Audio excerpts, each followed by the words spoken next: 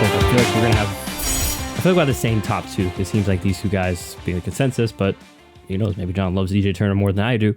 But we'll have to find out after I reveal my number two, and that is Christian Gonzalez out of Oregon.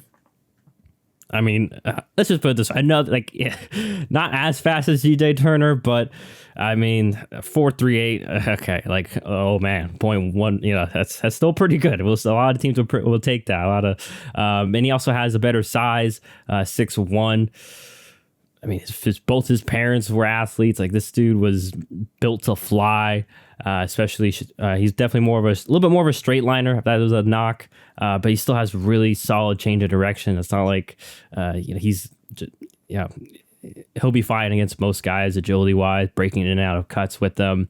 Kind of similar to Turner, not as fluid in zone, not as instinctive, but he was better than DJ Turner. I felt like in zone, maybe not as good in man, but still really good. And obviously, like I mentioned, his size is a plus along with all the athletic ability. I see a common player comp that people have with him is Aqib Talib. I wouldn't say he's as good as a press guy, but once again, he could probably something he could get better at and be taught up. I could see that being a strength of his at the next level. And just to add to like Aqib Talib, pretty good and physical player too for a quote unquote track star. He can not afraid to play in the trash and get dirty per se. So. And then also long arms, like I said, all that. Even though he may not be a great ball hawk at times, but hey, that's the reason they play corner. He's going to be a very good cover corner at least. And like I said, maybe he can get better at being a ball hawk down the line, but at least he covers this guy. So I have him at number two. The number 2 and 1 are really tough because there's. One of them, I think, is honestly has higher potential and could be more talented. Like, I view him as the more complete corner, but there are some concerns about some specific things that I think are absolutely necessary to be an elite corner in the NFL. And so that's why he's going to be my number 2. And that is the man that you just mentioned, Christian Gonzalez, at number 2 for me. Like I said, I think that he could be the most talented cornerback in this class. I mean, you mentioned it, 6'1", 197 pounds. What his 40 time was? It was pretty crazy. Yeah, 4.38. I mean, so really strong 40 time. Just like prototypical athlete as a corner. Big, fast, athletic.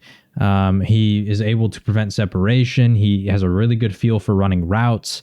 I mean, when you talk about skill set, like, the guy has it. The one thing that really concerned me, and for the flip side, the guy that I'm going to mention after him is really excels in this area, is he doesn't feel that competitive, and he doesn't feel like feisty and like fired up from all the tape that I watched. And I've seen some people criticize him for this as well.